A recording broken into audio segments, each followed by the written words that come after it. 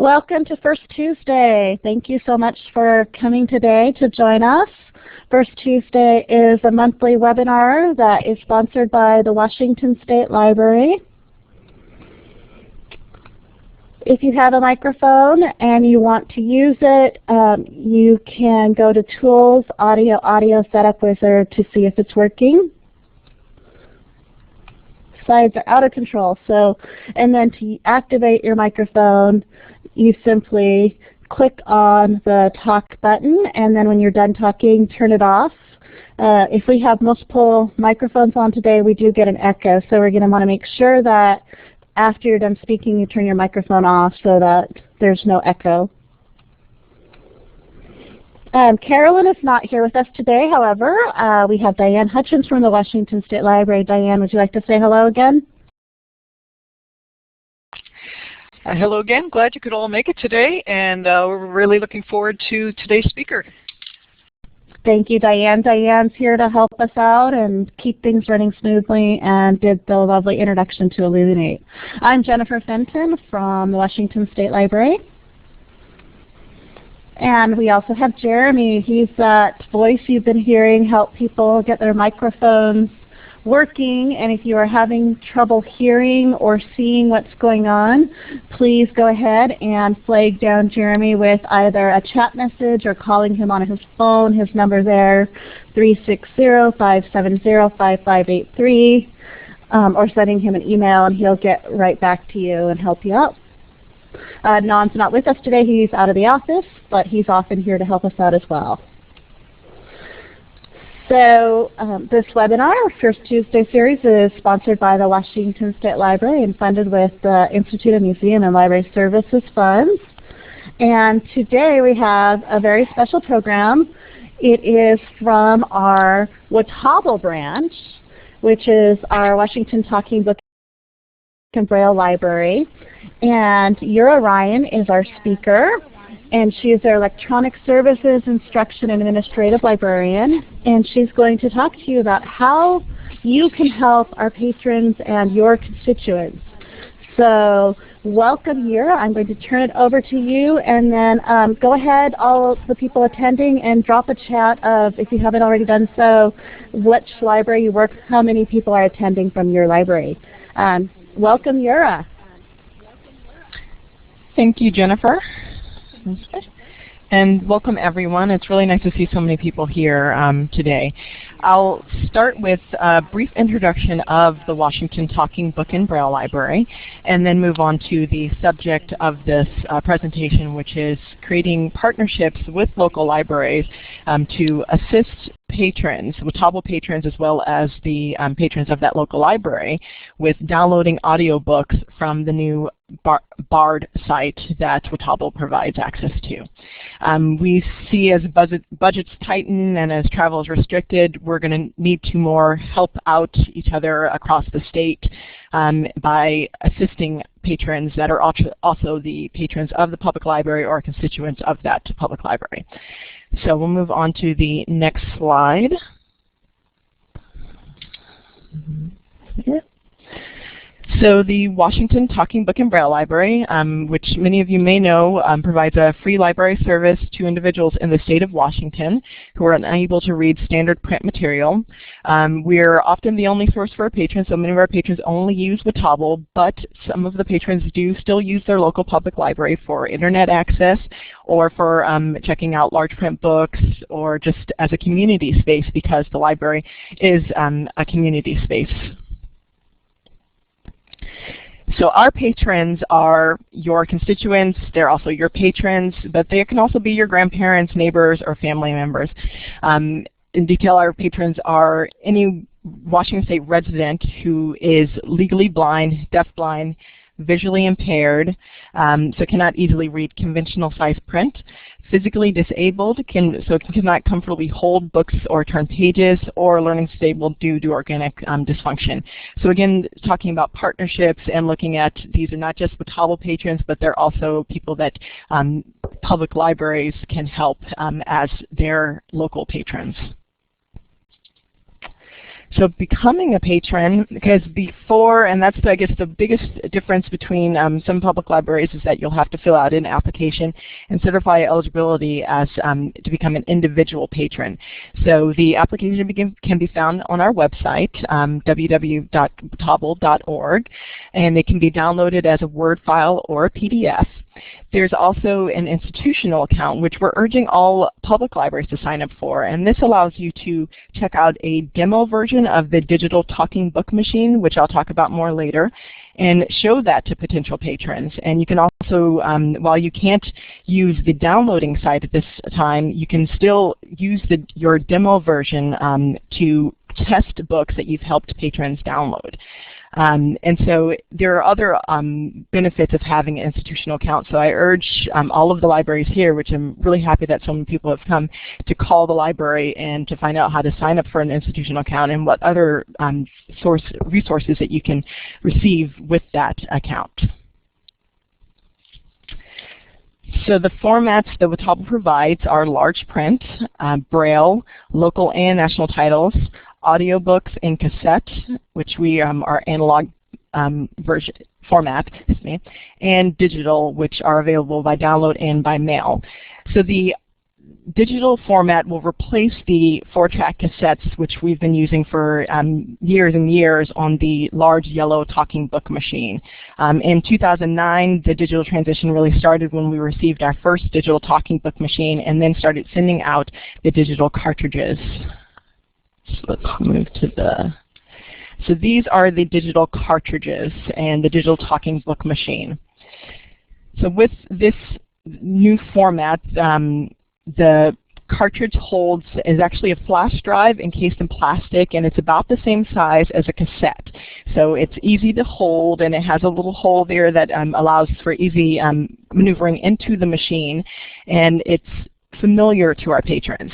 The digital container, which is the blue case in the back there, it also is familiar to the patron, has the same opening mechanism as the cassette.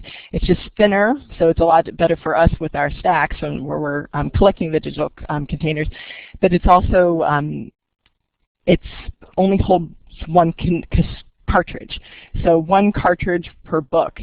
This is in flash media, so this replaces the 1 to 6 or more cassettes that a patron would have to flip and change to listen to one book. For the Hubble local books, which are books that are written by local authors or about local subjects, those are in gray boxes, and the cartridges are a sort of minty green color. But besides that, the format is the same, and the quality is also far superior to the cassettes. The other great benefit is that the digital talking book machine weighs just over 2 pounds, which is compared to the 7-pound cassette machine.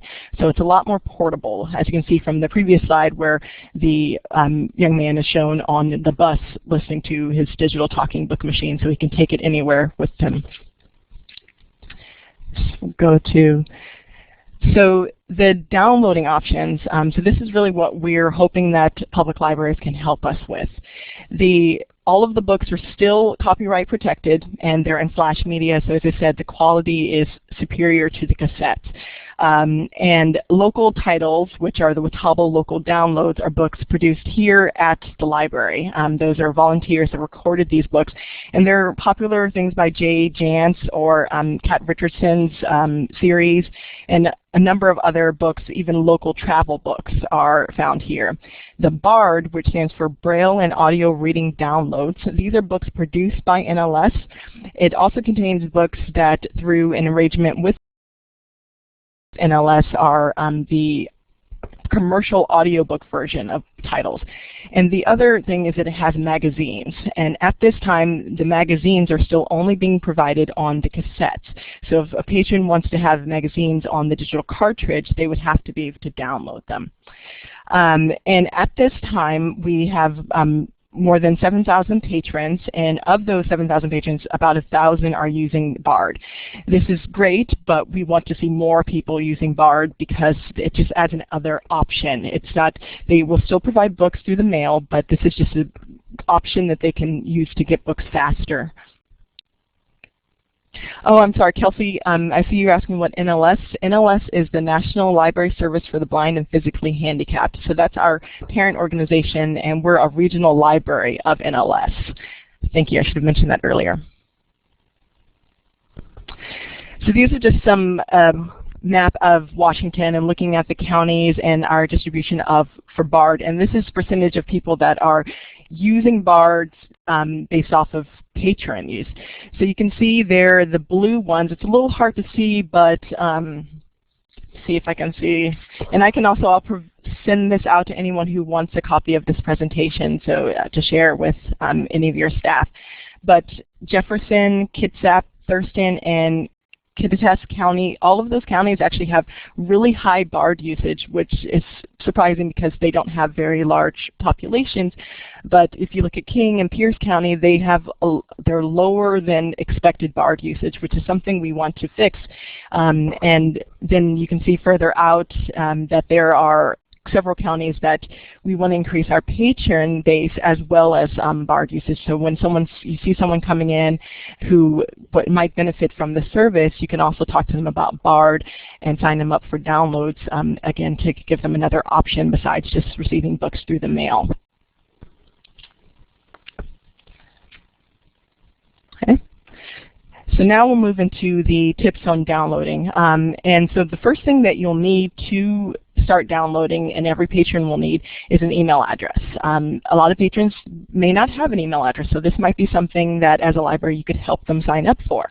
You also need a digital talking book machine or a commercially purchased device. The digital talking commercially purchased devices, there are a number of them. There's the Victor Stream, BookSense. You can call the library to receive more information about them. They're expensive. So really the digital talking book machine is the best option for a lot of our patrons because we provide that free of charge and ship that to their door. You'll also need an internet connection. This is again where the public libraries are going to be really helpful because a lot of some patrons don't have access to the internet, but as broadband is moving across the state, more and more public libraries will have fast internet. Oh, I see I have an email address twice, but just to repeat, you will need an email address. And lastly, a USB flash drive. See here, you can have any flash drive that you want. I have one that's a Panda that's been split in half. Anything that, yes, that's even ones that you've had that may have other information on them. You can remove that information and use that to hold books. Most of them, the digital cartridges are 1 gigabyte, which is fine, and that holds several books. So you don't need to get a large one. It actually is better to have one that's a smaller size. Sometimes the digital talking book machine doesn't like large flash drives. So anyone that you have lying around or from the drugstore or Fred Meyer, anything that you can find for a flash drive. So, and also I should mention that the Hubble local downloads, when someone signs up for a BARD account, they will receive the access to the Hubble local downloads too, and that's on our website. So we host those downloads, and all they need to do is call the library to receive access to their username for the Hubble local downloads. Reading Kelsey, have you heard of public libraries? Yes, Kelsey, and I am going to get to that. She asked a question about restrictions on downloading books, and I'm going to actually, let's see, I think that might be, I'll have a poll later to find out how many libraries here allow that, but we have heard that, and it's something that we're hoping that libraries can change. I know SPL, that they have special stations set up that library users can come in to download books through Overdrive, and so we're hoping that maybe that's something that you could talk to your IT departments about, is maybe just one station that would be only for downloading books, and that you would provide maybe just a cord to connect a USB to and monitor. That way you know, those safety issues that a lot of the IT staff worry about won't be present. So again, going back to getting a BARD account, so you'll sign up for BARD and you'll log in, and to get to the information, this is actually a screenshot of our website, and you can see that it's the we have links directly to downloading audiobooks from NLS Bard. You can also search on our catalog, and using our catalog search and then link to books that are available for download. And then we also have instructions, so if you want to share these instructions with patrons or family members of patrons or caregivers, you can go to the Hubble download instructions link, and in there, that's an HTML, but there's also a Word file that you can email to someone. There are also Bard help and frequently asked questions, and occasionally we'll have new upgrades to the digital talking book machine, which are also downloaded onto a flash drive, and that they can be found there. And then also again the downloading audiobooks from Hubble. So you'll sign up for the account and then go to the download audiobooks from NLS Bard link. So this is where I'm going to do that quick poll, going back to Kelsey's question about whether or not your libraries allow you to download books or bring in even a personal USB device and save a file even. So I want to see how many libraries here allow that. So does your library allow you to bring in a personal USB and flash drive and download books? So if it's yes, I'm going to publish these to see.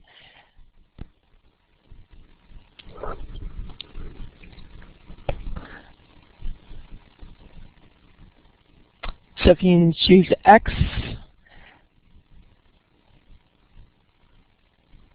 oh, excellent. So Bellingham Public Library does. And as Danielle said, we talked to the administration and IT at SPL, and that helped them to come to the decision that this is beneficial for their patrons. So that was, oh, let's see, not done. So I have a question. I got hung up when you said you have to have your patron have an email address, but some of our patrons don't even have computers. So would they be just using your device, or how? I'm just kind of confused there.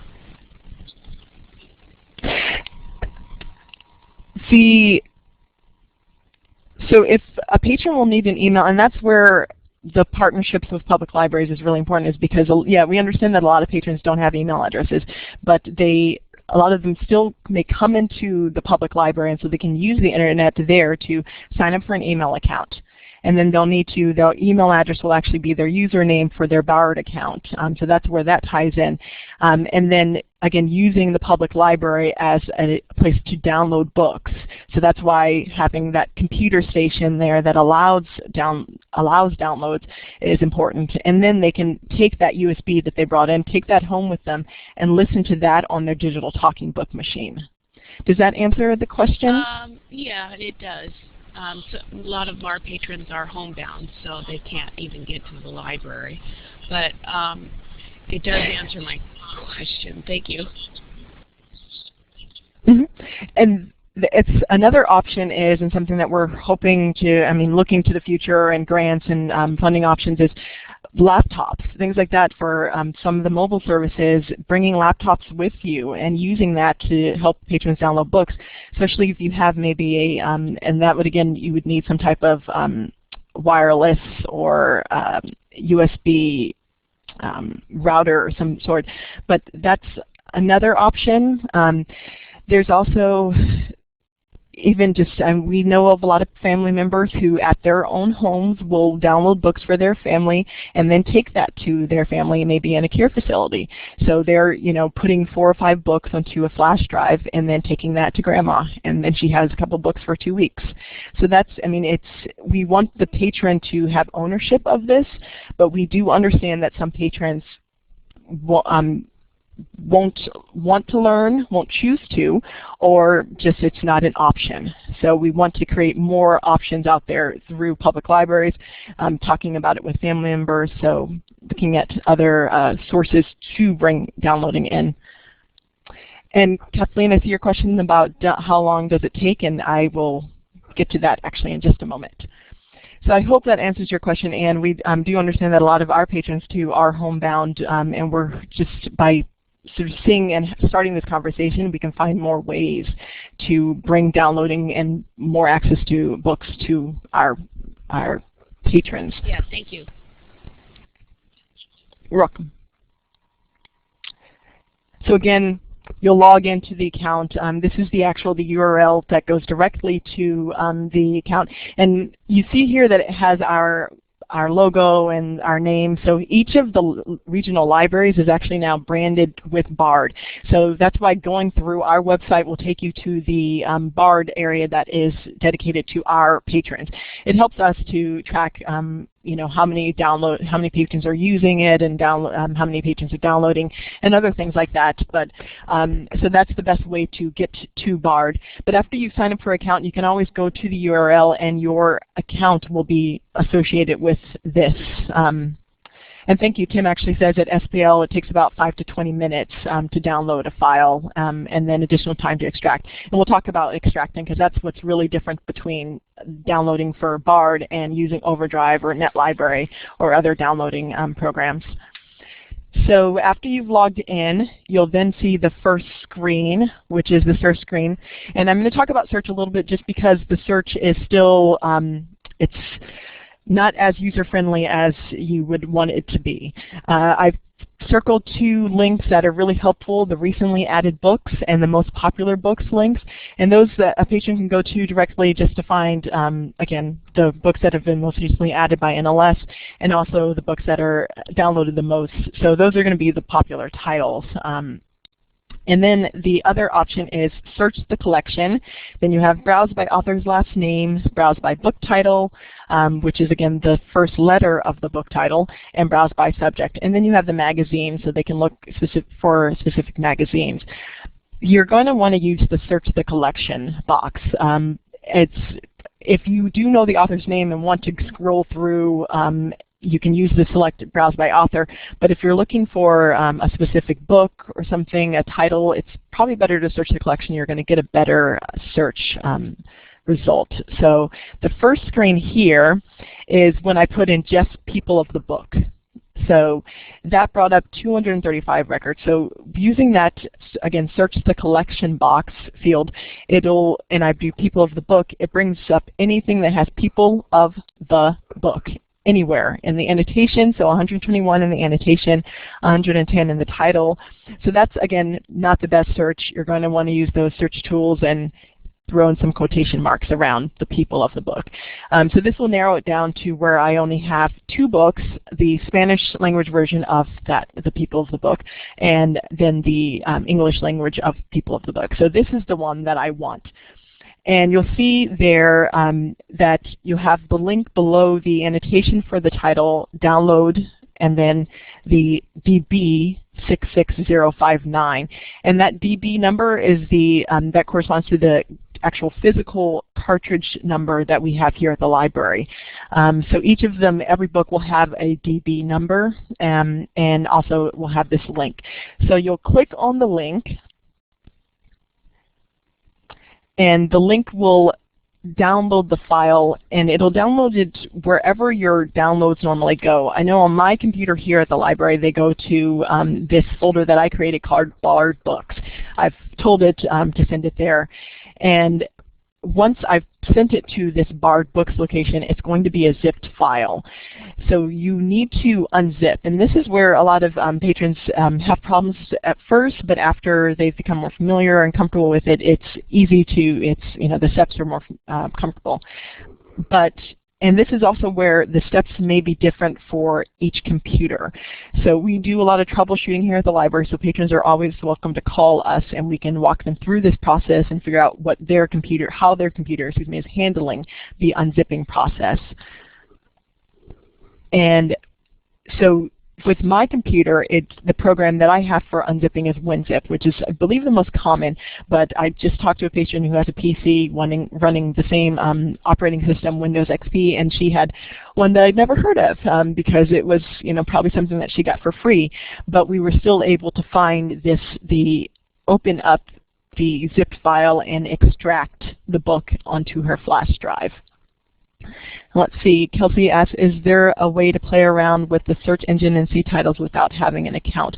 You can search for titles, Kelsey, on our catalog, And in our catalog, it will tell you whether or not a book is downloadable or has, and so you can link to it. But unfortunately, you cannot look at the actual BARD site without the catalog.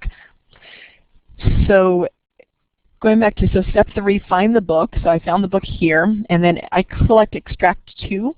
You can also just open with WinZip. Both of those options work. And this is, I clicked on the icon for the book. So this one is the Artemis Fowl book. So again, we have books for young adults, children, adults, nonfiction and fiction. So really anything that you're looking for. And I use my right mouse click button, and that's where I brought up this menu here. So when I opened up WinZip, it shows me all of the files. So you can see that each digital talking book has several files associated with it. And so it needs all of these files to play the book on the digital talking book machine or the commercially purchased device. And so in order for these files to stay together, and so when you're deleting a book, you don't lose any of them, it's probably best to create a folder on your flash drive. My version of WinZip asks me if I want to create a folder, so let me go to the next. So this is extract all to flash drive. So I hit extract, and then it asked me whether or not I wanted a new folder. And I clicked on new folder and then put a name of the folder. It doesn't matter what you name the folder because that's only for you to see. The digital talking book machine doesn't actually read that name. So I prefer to name it the title of the book, and that way when I want to delete this book, I don't accidentally delete a file from another book and then ruin that book. So this way all of the files for people of the book will be in one folder. So I create this folder and I click OK. And this is, again, as Tim said, it does take a little while for the downloading process. So you can go back and maybe start searching for another book while that first book is downloading. And then the extracting process also takes a little while. And you want to extract to the flash drive. And this is the key point. You don't want to save your downloaded book onto the flash drive. You want to save it on your computer and then extract to the flash drive. Okay? And after you've extracted to the flash drive, you want to use your safe eject. So safely eject the flash drive from your computer. And it's a good idea to do that just to make sure that you don't, again, ruin the contents of your flash drive. And once you've safely ejected it, you can then insert it into the digital talking book machine. And there are the slot that the arrow is pointing to is actually where the digital cartridge, which is what we send through the mail, would go into. And that's really just, as I said, it's a flash drive encased in plastic. So at the end of that little tunnel is just another USB port. And there's also a USB port on the side. Kathleen, safely eject, it's when you select your USB flash drive or your flash media and to ask the computer to eject it safely. I can maybe do a screenshot or later of showing that, but I may not be using the correct language, but maybe Jeremy can help explain that a little more later. Or I can always talk to you on the phone about that. So again, you're going to insert it into the digital talking book machine on the side, which is where the main port is, but if you have a long enough USB, as I said, you can stick it into the front slot as well. And you can hold several books on this flash drive, so you could put maybe 4 or 5 books onto it and give that to a patron or a family member or something so that they have a whole series of books to listen to for a long period of time. And so after you've plugged it in, you want to use the bookshelf mode to move between the books.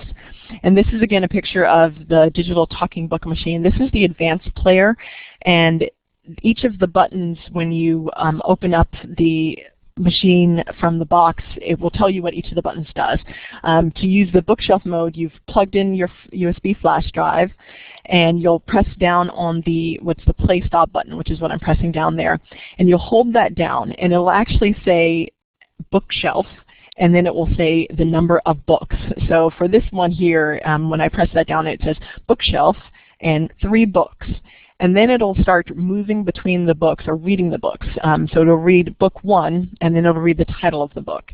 And then when I want to move to the next book, I press the forward button, which is the one there on the right of the play stop button. And then to move to the next book, forward button again. And when I've found the book I want, I press the play button again to select that book. The unfortunate thing is that this time the bookshelf mode doesn't loop around. So if you are on the 3rd book and you want to go back to the 1st book, you will have to press the rewind button, which is RW, to move to, again, the 2nd book or the 1st book, and then press play again to start the book. So that's the basics of how to use the downloading site and also the bookshelf mode to play a book. And I know there have been a lot of questions throughout, so I'm guessing there are going to be a lot of questions after, so I wanted to leave ample time for that. And here on the last screen is just some of our contact information. Again, our website, which has our catalog, and you can go to our catalog, and as Danielle said in the chat screen, it is open, so you can search there and see what books are available for download, and then link to the BARD site if you have a patron there and they have their account.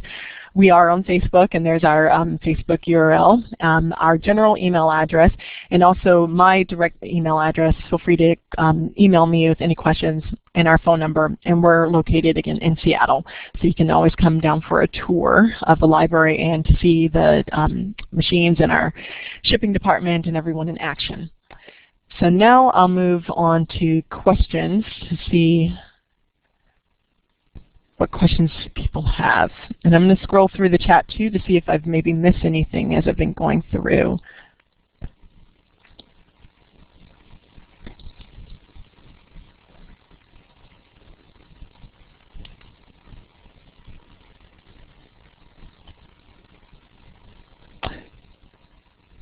Any questions?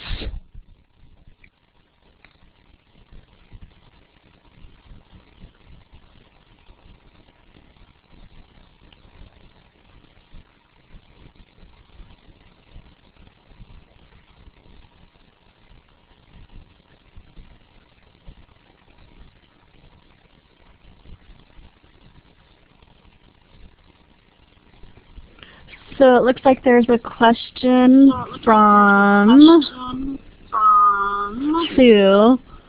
Please give me the site where you create the BARD account.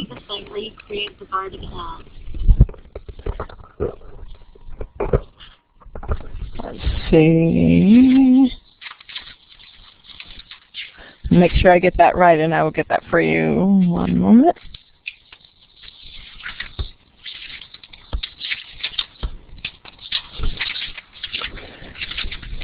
Okay.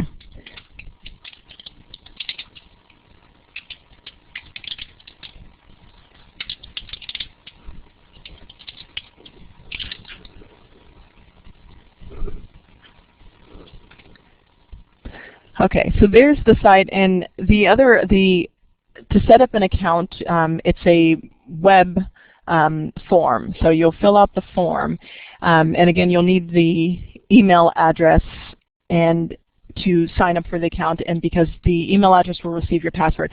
And as Danielle said, we do have, now that we are branded with BARD and we actually administrate BARD, you can sign up, and as soon as you fill out that form, really, and if we're here 8:30 to 5, you will receive that email with the password, and then you'll create a new password.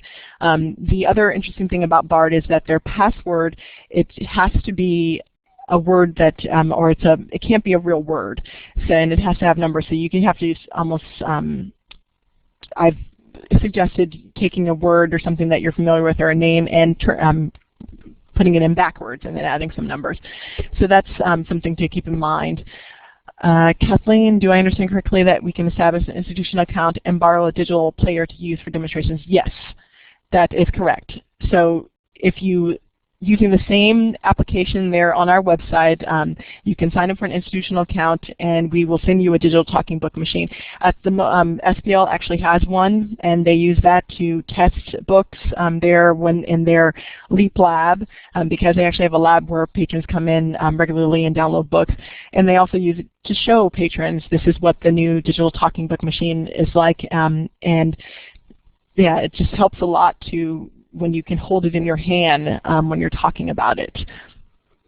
C. Bellingham, is there a time limit that the book is available on your PC before it's due? I forgot to mention that, and that's probably the best thing, is that these books do not expire. And that's another difference between Overdrive and NetLibrary, is that the patron keeps the book. So if they're downloading them at their home computer, they could have a file on their home computer that has hundreds and hundreds of books, as much space as their computer can hold, and then they can slowly move them over to their flash drive or extract them to their flash drive and play them at their own convenience. So there is no due date for these books. And again, it's free of charge to our patrons, and that's really why we want to publicize this, because it's a great option when a lot of books do have due dates, but some of our patrons prefer to take a more leisurely time to listen to a book. Kelsey asked, do we set up institutional accounts with the Travel Force, or can we go straight to BARD? At this time, the institutional account will only get you access to a digital talking book machine and to our mailing, the books that we send through the mail. It does not set you up for BARD. They are not at the time allowing institutions to have BARD accounts. So the BARD is really just for patrons. So you can help a patron sign up for BARD and help a family member or caregiver show them how to use BARD, so then they can help a patron, or a patron can learn how to do that themselves. Sue asked, can the physically handicapped can't hold a book qualify for the service? Yes. Anyone who qualifies for the with Hubble service also qualifies for BARD. So when you sign up for BARD, we verify that you are a Hubble patron. So you will need to be a patron first, and then we will give you your account information for BARD, and then you can go forward and start downloading books. Bellingham asks, are there multiple copies of each title, or are there hold lists? It's multiple copies, so there's not a hold list. You can download, it's not set up, I guess, in the same way as Overdrive, where you might have to place a hold on a book. The files exist on the server at MLS, and they're there for any patron who wants to download them. They can, so there is no hold list.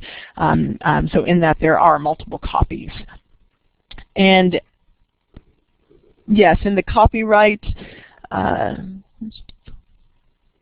so all of the books here at the library are under copyright. So we are allowed, as part of a regional library of the National Library Service, to send these books to patrons that qualify for the service.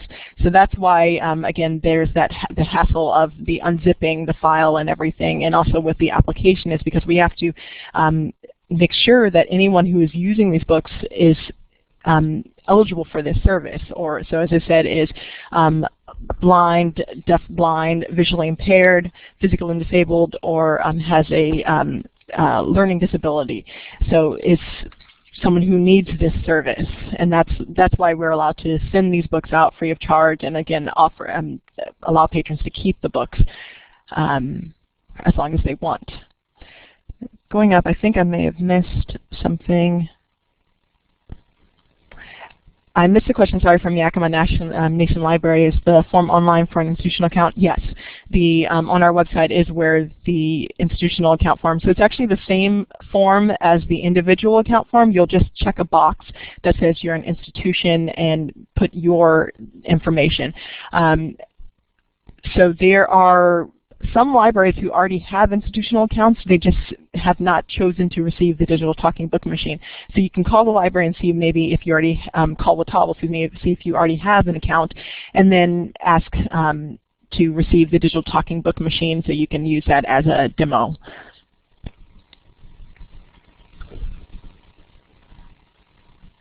Okay. think I've answered all the questions here on the screen here. I believe there was also a question about finding a way to poll which libraries that support the download options on public PCs and maybe get names of some.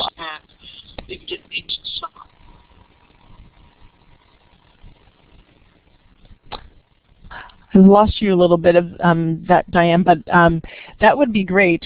As I said, we did a very informal poll of libraries when we were applying for a grant, and so it would be wonderful to find out how many libraries are, and if you are having problems or pushback from your IT department, we can provide materials to show that this is something that would be really helpful for your patrons. And so that would, it would be wonderful if we could maybe create some type of system. And I know maybe I can work with WSL because they have a great list of all the public libraries so we can look at how many libraries do allow downloads, and also especially as libraries are receiving broadband around the state. And let's see. Pam, you had a question about learning disabilities qualifications for service. So it's specifically organic dysfunction, so things like dyslexia. Did you have a specific, I guess, learning disability that you wanted to find out? I don't know if you can hear me, but oh, okay. I can. My mic's working now. That's great. Just in general, I hadn't heard a lot about the learning disabilities qualifications, so just kind of a general overview.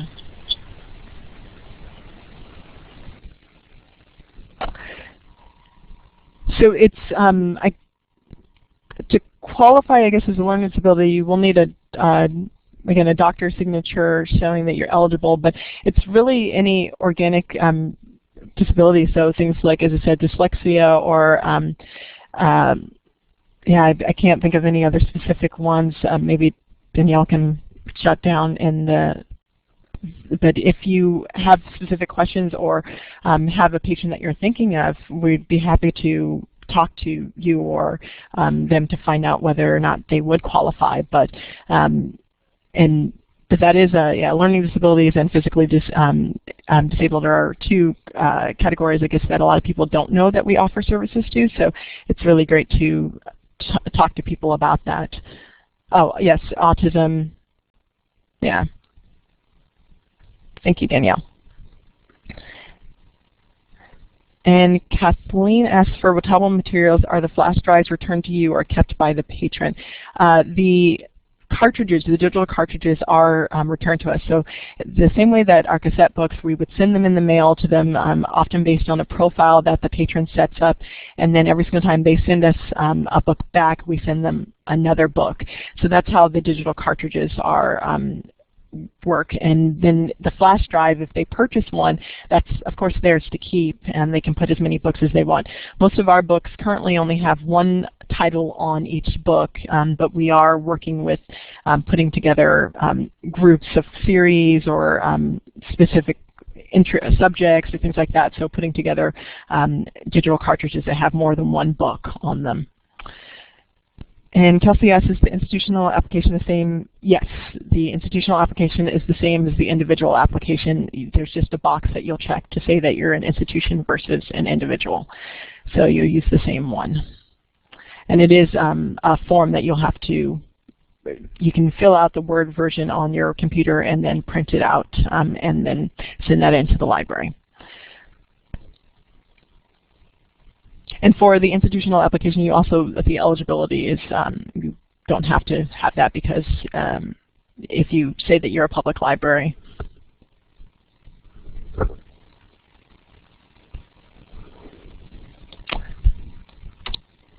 Let's see. And yes. Thank you, Danielle. So yes, in the case of an obvious visual or physical disability, a librarian can certify the application. I actually certified my first application when I went to a convention a couple of months ago. It's very exciting. So because I just graduated in August, so that was, so it's something that you as a librarian, if you have a patron who comes in regularly, or even if, as someone mentioned, is homebound that you see regularly on your mobile rounds, you can certify an application for them and either fax it in, which is probably the fastest because it gets, as soon as we receive it, we can get that started. You can also mail it in to us, and then we can again get that started. And after we receive the application, then you can look at whether or not you want to sign up for BARD and fill out that application or help the patron fill out that application.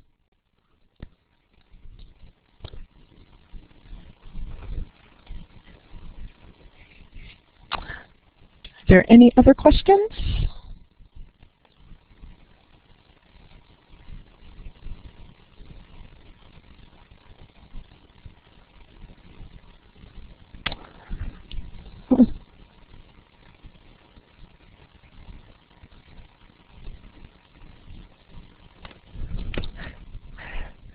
So the books that we have that NLS and what Hubble puts onto Cartridge are books. They're, so the book that I mentioned, People of the Book, and normally you would not be able to read that entire book in its entirety and provide that publicly to someone, so because of the copyright protection. So NLS, through the law, the SUNY Act, we are allowed to read that book in its entirety onto a cartridge and provide that to patrons. So that's where am I answering the copyright question that you have, Diane, correctly? Is that, okay, great. So that's really where the copyright, and we also have a radio reading service here at the library where, again, we are allowed to read stories directly from the newspaper, which is again something that you normally can't do, but because our patrons are to provide this access to this print material, this is a service that we are, because of SUNY Act, allowed to provide.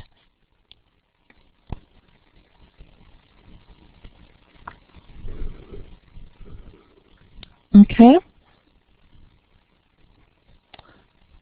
Well, thank you, everyone. I'm so glad that there are so many people here. And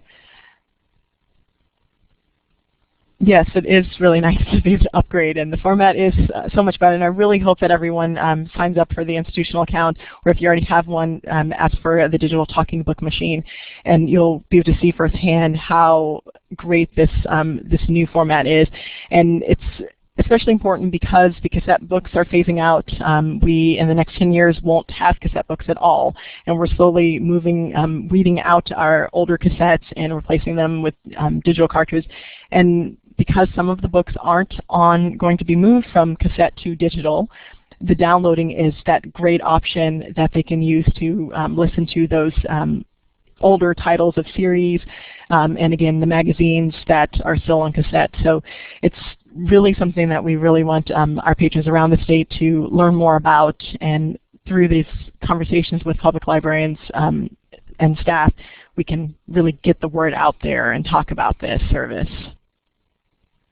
Yes, and everyone loves the new machines. It's just amazing. Every day we hear people who call in who maybe were reluctant to try the new media, but after they've tried it, they don't want to even use the cassettes, and people are sending back their cassette machines because they want nothing to do with them, and they're happy to wait for the cartridges, and just because of the sound quality. It's so much better, and also the ease of the machine. Yes, thank you everyone again.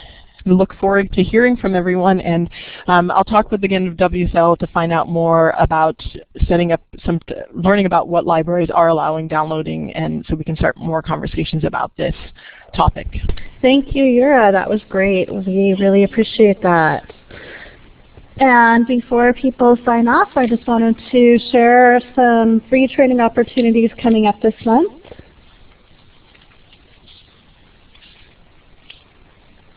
Washington State Library is sponsoring a couple of webinar trainings, Legal Reference for public librarians or anyone who's interested in legal reference. That's done by Kim from the King County Law Library. So please join us February 14th on Illuminate. There are more details on all these webinars on our training page. I'll let Jeremy post the link if he can. And then we also have to support our broadband libraries, building community support for broadband, know your stakeholders. And that is part of the projects for broadband that is going into libraries, but anyone is welcome to come.